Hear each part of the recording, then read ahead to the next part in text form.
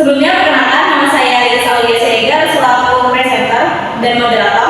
Nama saya Kak Najis selaku pemateri. Nama saya Melisa Maharani selaku pemateri.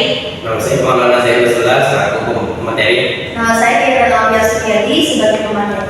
Baik, tanpa berlama-lama, masuklah kita ke poin yang pertama, yaitu membuat rencana studi.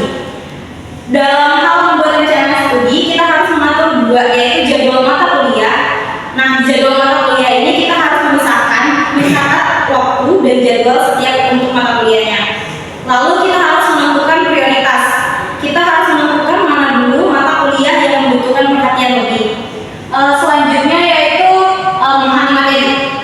Nah, untuk memahami materi sendiri kita harus membaca buku dan referensi. Pilih buku atau teks yang paling direkomendasikan oleh dosen.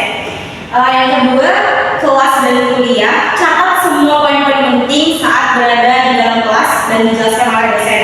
Dan yang terakhir yaitu ada diskusi dan tanya jawab.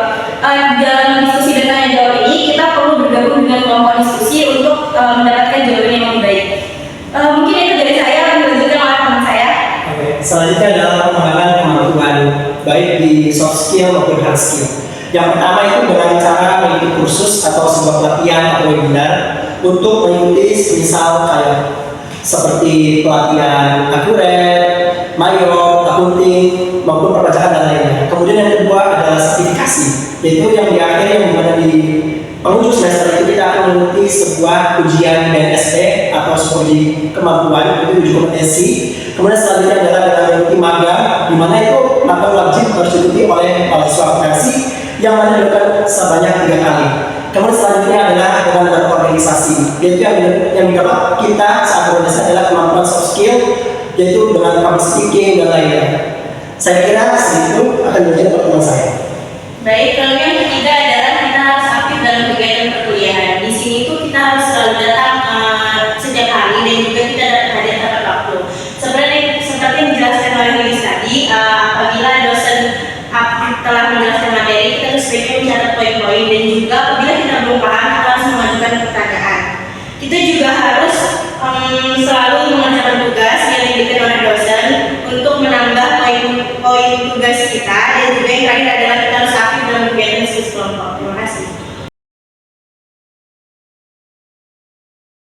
Oke, berarti lanjut ke konsisten, yang dimana konsisten itu untuk meraih lulusan kumlot IPK 4 kita harus punya strategi untuk melakukannya dan disiplin yang tinggi, yaitu contohnya ada yang pertama memiliki nilai yang baik, yang kedua ada belajar yang efektif, yang ketiga ada konsisten dalam mengerjakan tugas, yang keempat memahami materi bukan sekedar menghafal, yang kelima dengan kesehatan dan motivasi dengan konsisten dan strategi yang tepat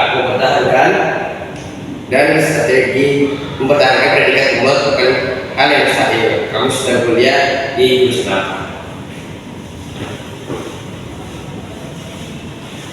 Lalu yang terakhir ialah relasi. Dalam relasi ini tuh bisa dibagi menjadi dua, yaitu jalin hubungan dengan dosen dan juga sosialisasi dengan teman seangkatan ataupun kati. Yang pertama adalah jalin hubungan dengan dosen. Dalam artian adalah bisa meminta bimbingan ataupun nasihat-nasihat dalam kegiatan perkuliahan ke depannya.